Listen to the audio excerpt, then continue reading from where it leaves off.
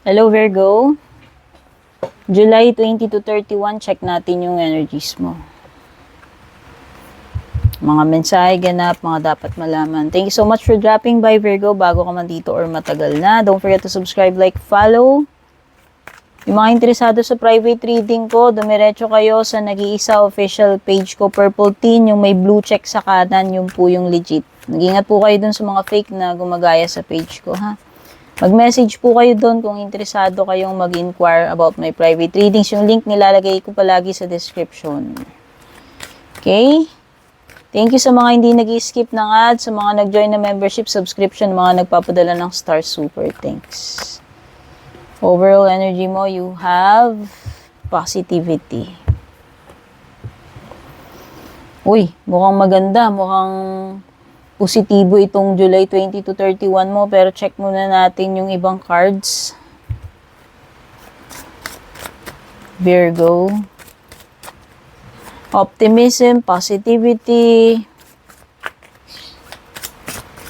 Kung yan yung outlook mo, yung mentalidad mo, yun din yung makukuha mo, ma-attract mo, aanihin mo. So, importante na ang iniisip natin, intentions natin, positive lahat. Okay? To attract positive outcomes. So, Virgo, meron ka rin ditong labyrinth. Number 2. Number 9, number 2. Aquarius, Capricorn, Sagittarius energy, Labyrinth, Master, Dice.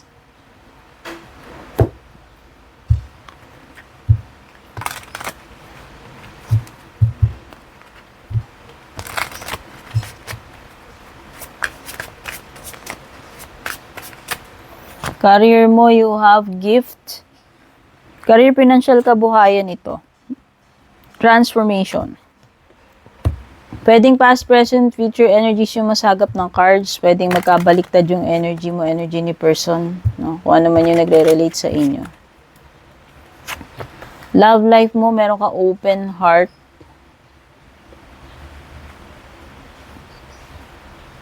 Open heart, tsaka soulmates. Ay, ang ganda. Ganda ng energy sa love life. Patayong tarot cards.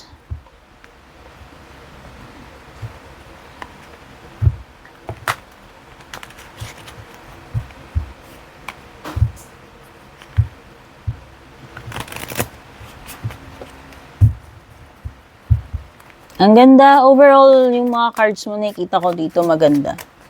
Check natin yung tarot cards mo, Virgo. Meron ka ritong judgment card. Wow, Judgment and Sun card upright. Majors, wow, Chariot. 3 major cards in upright, powerful positions yung so far meron dito. Okay, meron ka rin Knight of Wands reversed. The Fool. You have 4 major cards. Oh, 5. Make that 5 kasi humabol si Hierophant sa bottom ng deck mo. So, yung mga signs na lumilitaw sa cards, you have Aquarius, Capricorn, Sagittarius, Leo, Cancer,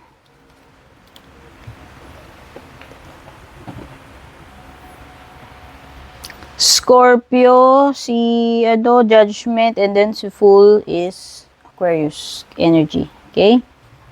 So, yun yung mga signs na nandito sa cards.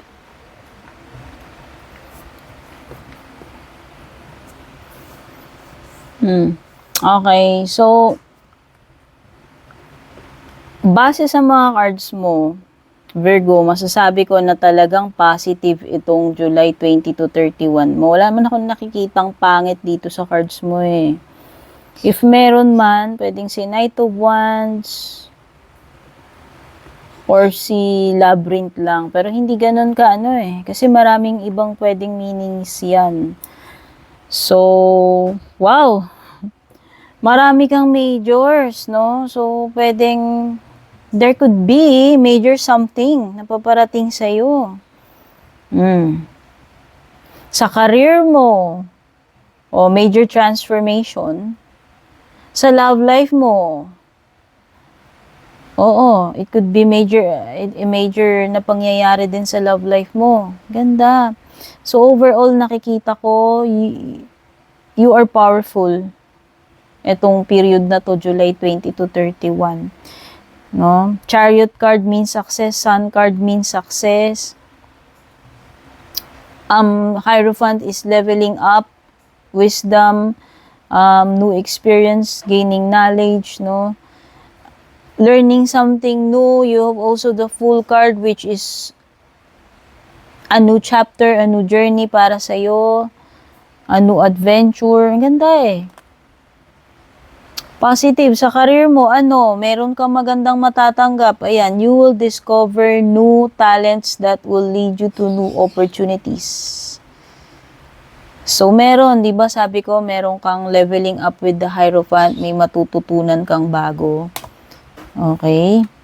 So, sa career mo, isa na yon, meron na, para kang nag-upgrade, lumilevel up dito. Ayan, nagtatransform yung kabuhayan mo, career mo, financial mo. Change is the natural order of things. Don't be afraid of the unknown. Ito na siguro yung malaking developments, improvements na hinihintay mo, Virgo, in career, in love, in overall, no? Sa buhay mo. Kasi ito talaga, nung nakita ko to, sabi ko na positive things. Positive endings, outcomes, positive beginnings, positive changes, transformation, yung paparating sa'yo. Siguro ito yung mga tinanim mo nung mga nakaraan, kaya yan yung inaani mo. Kasi kung ano naman usually yung ginagawa natin, iniisip natin, intentions natin, tinatanim natin, yun yung inaani natin. Okay? Ano pa? You have labyrinth. Labyrinth is something na complicated, complex na masosolve mo. I don't feel na ito ay negative energy. Ayan na naman yung card ng Master. No? Sabi ko nga, itong Master na to, sa previous reading ko, lumitaw to sa other sign. So, itong Master na to is something na ma-perfect mo, ma-master mo, literal, Master Virgo na tawag sa'yo. Merong pagle-level up sa'yo eh. Okay? O, ayan. Sa bottom ng deck mo, meron kang 10 of Wands. Malapit ka na sa successful outcome, ma-reach yung goal mo. Malapit nang matapos tong mga pinaghihirapan mo. Okay? So, nakikita ko dito, through hard work and discipline, maa-achieve mo yung goal mo. Itong July 20 to 31, magsasucceed ka dyan. Bakit ko sinabi? Ito yung dalawang powerful cards, nagsasabi na magiging successful, magiging malakas ka. Lahat ito positivity, si Sun card. Tapos itong Chariot, all roads lead to Rome. Ito ay success card. Kung ano mang gagawin mo, magiging successful. Ano mang venture yung papasukin mo, magiging successful yan. Ano mang problem yan, masusolve mo. Positive yung outcome. Ano pa hinahanap mo? Ayan, no? So, itong period na to, discipline is important, working smart. Nakikita ko na mas makakapag-focus ka sa mga gusto mong gawin. You will overcome yung mga problems mo, challenges. Ayan, learning a skill. Ito, learning. Ano pa? Ito, offer to, may gift sa'yo sa career, financial, kabuhayan, no? Ito, new skills, new talents, diba? So, dito sinasabi ganun din eh. You have the commanding presence, leadership, being in control, being in a strong position. No, baka ngayon pa sa inyo, baka ito ay promotion pa eh. Okay? Pag-angat kasi, meron akong nafe-feel dito na lumilevel up ka, umaangat ka dito. Ito, at saka itong Hierophant mo. Okay? So, siguro hindi ko na ipapaligoy-ligoy itong reading mo kasi parang redundant po ulit-ulit, pero same eh. Same na lumilevel up ka kahit saan ko tignan eh. Lumilevel up ka, may mga natututunan kang bago, successful. Puro ganun yung nasisense ko. Oh. Ito magtitake ka ng risk. Andyan yung swerte. Dice yan, di ba? Di ba, pag nagda-dice tayo, hindi naman natin alam ano yung maroroll sa dice kung ilan yung lalabas. Oo. Pero ito, this is something na parang iti-take mo, magre-risk ka about something. Ayan, kasi uncertain yung outcome. Pero dahil napaka-positive ng mga cards sa kapaligiran mo, nakikita ko baka swertihin ka eh. Kasi andyan ang swerte oh. Although sinasabi dito, win or lose, uncertain outcome, andun yung lalakasan mo yung loob mo, makikipagsapalaran ka pa rin. Ganun ka-strong yung conviction mo, ganun ka-strong-willed.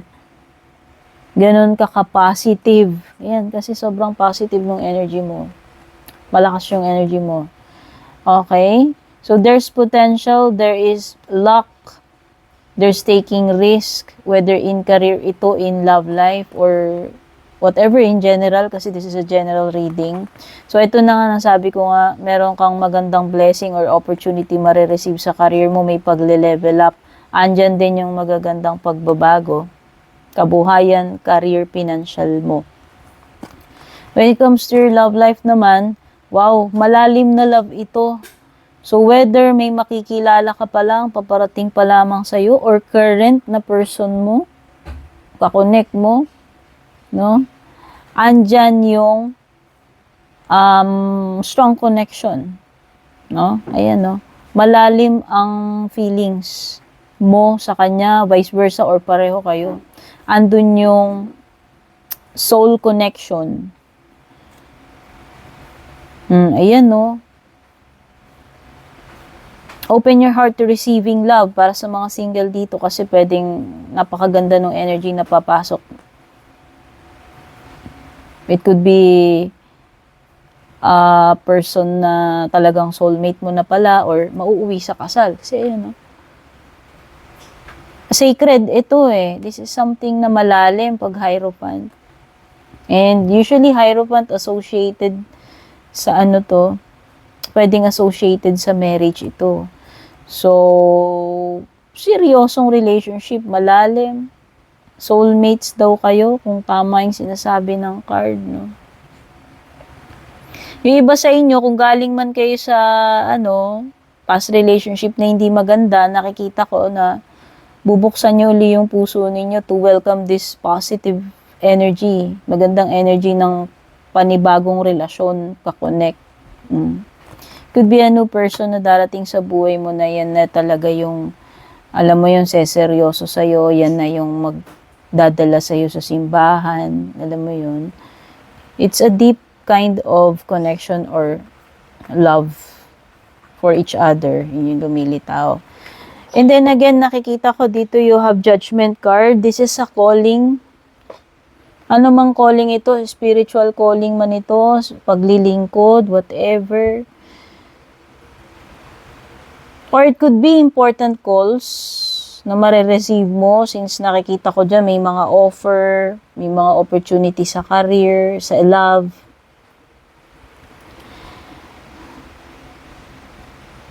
Ito ay something na makakapagpagising sa'yo, Virgo eh. Ang Judgment card is about realization. Ang Judgment card para sa akin, parang death and rebirth din siya eh. Yun yung interpretation ko ngayon na napifeel ko na para kang panibagong ikaw. Kumbaga parang phoenix na na nag-rise doon sa flames. Parang ganun. Na-transform eh. Ito na yung bagong ikaw. Upgraded na ikaw. Upgraded to oh. So, nakikita ko na you are, ito yung better version of you na nag-emerge. No? Kung ano man yung pinagdaanan mo.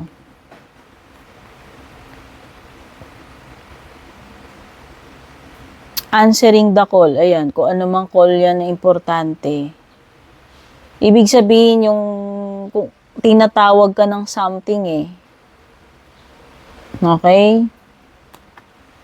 Ito ay pagtugon mo doon sa calling na yon. So, pwedeng malalim, pwedeng spiritual yan. O, Sun card, o, success, happening, ay success, happiness, well-being, good health, no, clarity, lahat ng positive nandito. No, ito ay ang sun ay source ng buhay. So pwedeng nasa sentro ka ngayon, nasa spotlight ka ngayon, ito na yung pamamayagpag mo, no? All is well pagdating sa sun card. Pwede may mga matters dito na mabibigyan na ng katuparan, clarity, kaliwanagan, Virgo. This is you in your strongest position. Yun yung nafe-feel ko dyan. Kasi ayan, no? You are in control with the chariot. Chariot is about control, eh. So, nakikita ko na kung ano man yung success na tinatamasa mo, magpapatuloy yan, eh. Through hard work and determination. Kasi ikaw naman ang nagpapatakbo ng chariot, eh. Tayo naman ang nagko-control niyan, eh. Tayo ang namimili kung anong path yung tataakin natin.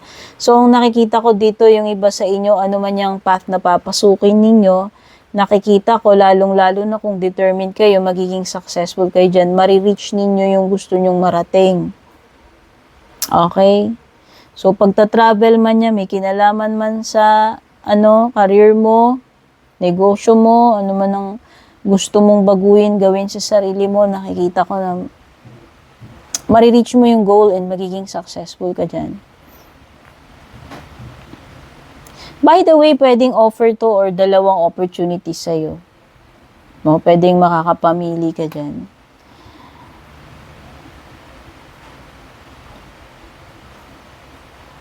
Yun lang, pwedeng may delay when it comes to travel.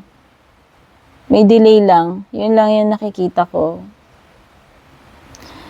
Oo, pero nakikita ko magtutuloy yun, eh. Siguro may, may kaunting delay dito sa gagawin mo. Pero definitely, marireach mo pa rin yung outcome, matutuloy at matutuloy pa rin yan, eh.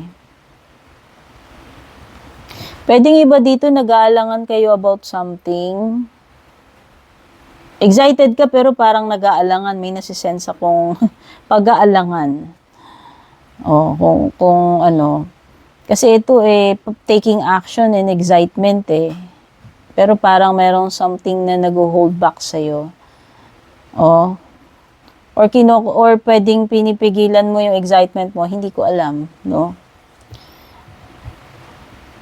New chapter, new beginning para sa inyo, panibagong experience, panibagong lugar, panibagong relationship, no?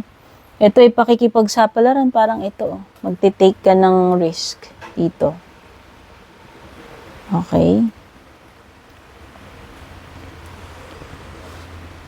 Walang kasiguraduhan, may kasiguraduhan, susubok ka dito, eh. More on walang kasiguraduhan, pero itatry mo, eh. Ganon ka ka-positive, no? Yun nga yung sinasabi ko, eh. In career man ito or in love. Meron ditong new chapter, new beginning para sa inyo.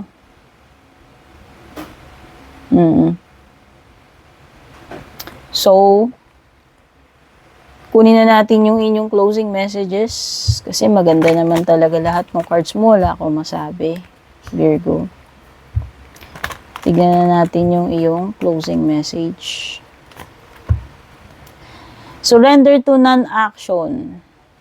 Now is the time to be still and not act. Kaya pala, baliktad yung Knight of Wands mo. So, ang nafe-feel ko dito is hindi kayo ganun kapersado. Diba? Sabi ko nga, pwedeng excited ka, pero may something dito na go-hold back. Surrender to non-action. Now is the time to be still and not act. Simply breathe and focus on your own power. Diba? Sabi ko nga, power. Kanina ko pa sinasabi tong power na to, eh. Relax, breathe, focus on your own power, let others come to you. This is not the time to force things, siguro pwedeng ganun, or parang passive energy instead na ikaw yung mag-reach out. Hayaan mong kusang lumapit sa'yo. Kung ano man yan, tao man yan, bagay or situation. Okay? Virgo, yan yung mga mensahe para sa'yo. Thank you so much for watching. Love you. Babush!